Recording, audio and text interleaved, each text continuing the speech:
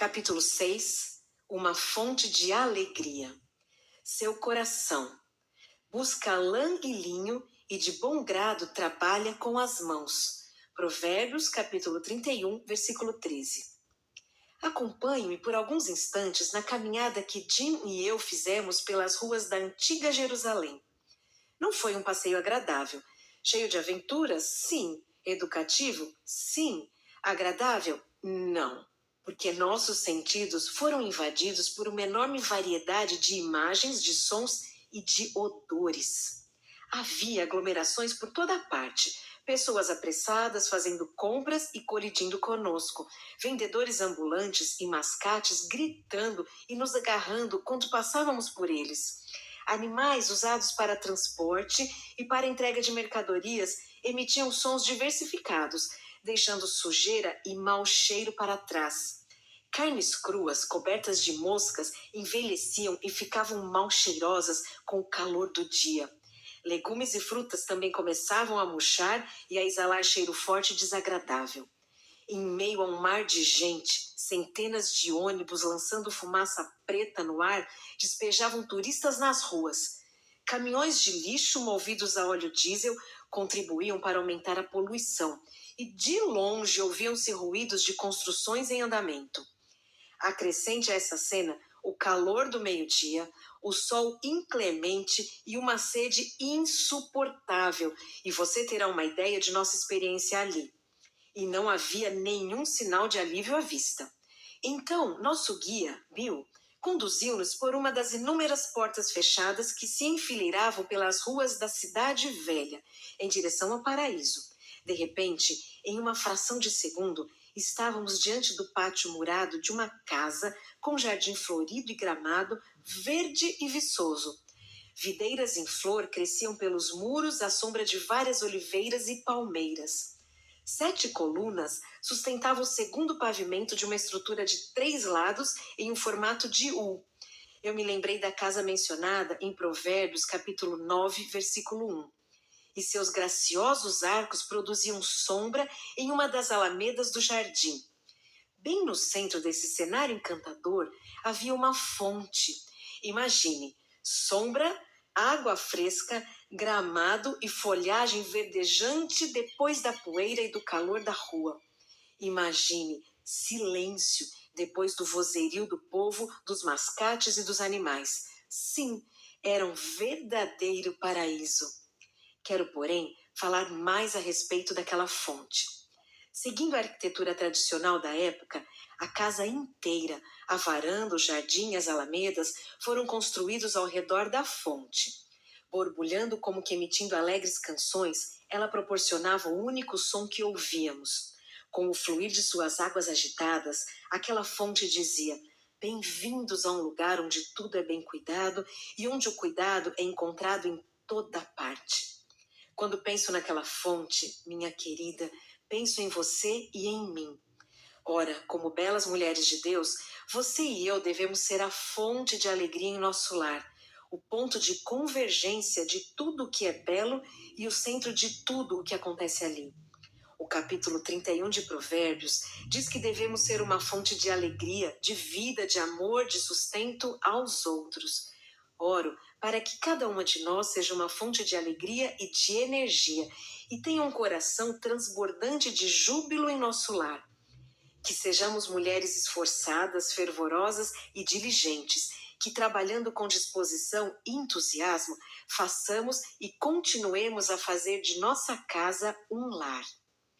Uma trabalhadora dedicada. O ingrediente principal para o sucesso em qualquer empreendimento é trabalhar bastante, e isso se aplica especialmente quando se trata de administrar uma casa.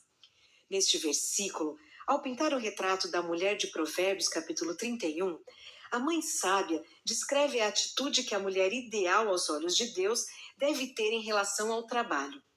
Busca lã e linho, e de bom grado trabalha com as mãos. Provérbios, capítulo 31, versículo 13. A esposa certa para seu filho deveria ter disposição para trabalhar com diligência e entusiasmo.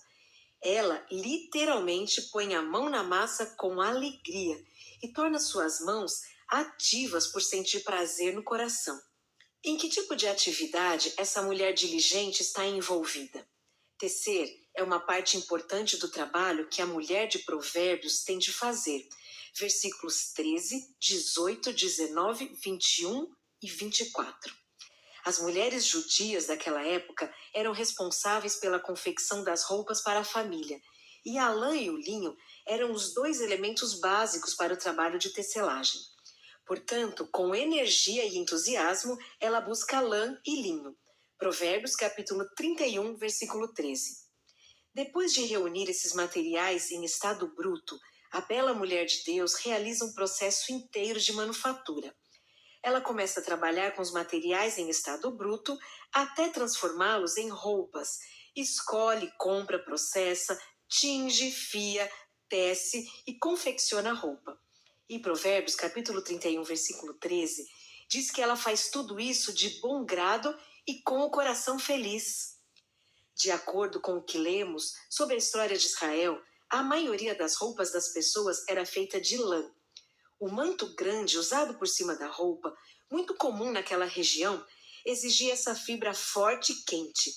As pessoas dispostas a fazer o trabalho, e a bela mulher de Deus é bem disposta, tingiam a lã enquanto a preparavam. Sob o olhar atento e nas mãos hábeis da mulher de Provérbios capítulo 31, os fios adquiriam as cores escarlate, versículo 21, amarelo canário, púrpura, versículo 22, e vermelho vivo. Depois disso, os fios estavam prontos para passar por suas mãos criativas, primeiro sendo tecidos e depois transformados em roupas. Adornada com essas cores, sua família constituía uma obra de arte espetacular, tendo como pano de fundo aquela terra banhada pelo sol. A mulher de Provérbios, capítulo 31, também trabalha com linho. Ela usa suas delicadas fibras para fiar, mas o linho precisa ser colhido, separado, torcido e alvejado antes de ser transformado em finas roupas de cama e mesa e usado para fazer mantos, túnicas e roupas de dormir. Versículo 24. O processamento do linho envolve o trabalho penoso de secar, descascar, bater, pentear e, finalmente, fiar. Quanto mais o linho é batido, maior é o seu brilho. Mas nenhum trabalho era demasiadamente penoso para a nossa trabalhadora modelo, alegre e dedicada.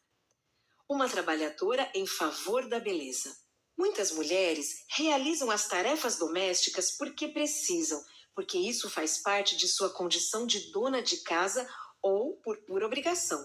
Porém, a mulher que é bela aos olhos de Deus atira-se de corpo e alma ao trabalho. Assim como a fonte no centro do jardim, ela canta, cantarola e assobia enquanto trabalha, apreciando cada tarefa que faz. Ela põe em prática a exortação de Deus. Tudo quanto te vier à mão para fazer, faze-o conforme as tuas forças. Eclesiastes capítulo 9, versículo 10. Sem reclamar da vida, ela dá um bom exemplo e sente satisfação no trabalho que faz com as mãos. Com zelo, entusiasmo e disposição, ela põe o coração no trabalho. Ela se empenha e não se limita a simplesmente fazer o que é necessário, mas trabalha com dedicação e alegria. O coração de nossa bela mulher é uma fonte de alegria. Ela tem um coração que ama seu Deus, versículo 30, ama sua família, versículos 28 e 29, e ama seu lar, versículo 27. Agraciada com esse amor no coração, sua vida transborda de energia, diligência, encanto e criatividade. Seu coração dedicado transforma sua maneira de encarar as tarefas domésticas, até mesmo as enfadonhas. Essa alegria vibrante em seu coração fortalece suas mãos para o trabalho. Alguns estudiosos traduziram e interpretaram o versículo 13 com o sentido de que a mulher de Provérbios 31 trabalha com o prazer de suas mãos, com mãos dedicadas, com mãos felizes, com mãos inspiradas. Gosto de todas essas ideias e das atitudes que elas refletem, e espero que você entenda o significado disso. O coração alegre e as mãos fortalecidas por essa alegria deixam lindo tudo o que essa mulher toca. Como ser bela. Quando penso na bela mulher aos olhos de Deus, na grande energia e no evidente júbilo que distingue seu modo de trabalhar, desejo ser igual a ela. Desejo ter a mesma energia e alegria quando começo a fazer uma tarefa, e tenho certeza de que você também quer isso. Tenho posto em prática ao longo dos anos aquilo que chamo de posturas auxiliadoras. Além de me cingirem de força para terminar as tarefas mais rápido, essas auxiliadoras também me ajudam a trabalhar com disposição e alegria. Espero que estas ideias também colaborem para que sua fonte de alegria borbulhe e transborde. 1. Ore diariamente. Ore por aqueles a quem você serve e por você mesma. Ore especificamente por sua atitude em relação ao trabalho. A oração tem o poder de modificar tudo, porque Deus ouve e responde. Nosso Senhor pode transformar seu coração em uma fonte de alegria. A oração pode dar-lhe a possibilidade concedida por Deus de transportar os deveres domésticos do âmbito físico para o âmbito espiritual. Veja Colossenses capítulo 3, versículo 23 e o item 3 abaixo. 2. Recite passagens bíblicas. Faça uma lista dos versículos extraídos da Palavra de Deus que possam servir-lhe de estímulo para trabalhar com alegria. Meu favorito é Salmo capítulo 118, versículo 24. Este é o dia que o Senhor fez. Regozijemo-nos e alegremo-nos nele. Quando gravamos versículos como esse no coração e os recitamos enquanto trabalhamos, nós nos alegramos sempre no Senhor. Filipenses capítulo 4, versículo 4. 3. Trabalhe como se estivesse trabalhando para o Senhor. Quando a situação parece insuportável e começo a ver as coisas de maneira distorcida, outro versículo vem em meu socorro. Colossenses capítulo 3, versículo 23 diz: Tudo quanto fizerdes, fazei-o de todo o coração, como para o Senhor e não para homens. Jamais me esqueço de que o próprio Deus é o objetivo do que faço, é para quem e é o porquê de meu trabalho. Lembrar isso preenche meu coração vazio com alegria renovada. 4. Faça suas tarefas com determinação. Ao enfrentar cada tarefa, opte conscientemente por fazê-la com energia, com criatividade e com alegria. Com energia. Seja qual for a tarefa, aceite o desafio e faça-a conforme as tuas forças. Eclesiastes capítulo 9, versículo 10. Foi assim que Neemias e o povo iniciaram a tarefa de reconstruir os muros de Jerusalém. Neemias capítulo 2. Com ânimo para trabalhar. Capítulo 4, versículo 6. Eles tinham uma missão a cumprir, e você também tem. Com criatividade. Thomas Kinkade, o famoso artista da luz, iniciava cada nova pintura com criatividade no coração. Ele adquiriu essa maneira de ser ao estudar arte durante um período de sua vida em que trabalhava em um posto de gasolina. Ouça o que ele diz. O trabalho era enfadonho, o período de trabalho inadequado, o pagamento ínfimo. O ambiente de trabalho era sujo, a clientela irritada. Mesmo assim, eu conseguia encontrar alegria naquele trabalho. Eu observava aquele desfile interminável de gente entrando e saindo e criava histórias em minha mente sobre eles, gravando o esboço de cada um em minha memória. Eu me desafiava a descobrir quanto tempo levaria para fazer o troco ou para zerar o marcador das bombas. Sentia prazer em servir, em saber que estava ajudando as pessoas a atravessarem o dia. Como você sabe, Thomas Kinkade foi um artista criativo, mas ele também foi um trabalhador criativo que demonstrou ter um coração cheio de ternura. Com alegria. Assim como o coração da bela mulher de Deus é uma fonte de alegria, o seu também deve ser. Às vezes, quando leio o versículo que fala da alegria em seu coração, sinto uma ponta de ciúme. Quero ter essa mesma alegria, sua disposição para trabalhar, o prazer que ela sente por fazer suas tarefas com amor. Penso que a chave para essa alegria está no fato de que ela olha para seu trabalho com expectativa, não com apreensão. Ela considera suas tarefas como desafios, não como um trabalho penoso. Sua atitude positiva origina-se não somente do amor pela família, mas também do hábito de olhar para cada tarefa da vida com alegria, decidindo fazê-la e bem, como para o Senhor, gostando de realizá-la. 5. Olhe para os benefícios. Aprecio muito esses pensamentos de Edith Schaefer, uma mulher que aprendeu a gostar do trabalho de servir ao marido todas as tardes uma bandeja com chá, atendendo a um desejo dele. Veja como ela encarava sua tarefa e os consequentes benefícios. Primeiro, eu digo silenciosamente ao Senhor: obrigada por esta maneira prática de te servir chá. Obrigada por deixares evidente que quando fazemos alguma coisa a serviço de outras pessoas, estamos fazendo isso para ti. Segundo, começo a me lembrar de algo mais ou menos assim. Fran, o marido dela, precisa mesmo de um pouco de descanso, de um pouco de açúcar no sangue e também de boa nutrição para enfrentar o que vem a seguir. Terceiro, suba a escada pensando: o que pode nos deixar com a cintura fina? Aqui estou eu fazendo meus exercícios aeróbicos, subindo e descendo a escada. Edith enxergava os benefícios que recebia ao servir outras pessoas.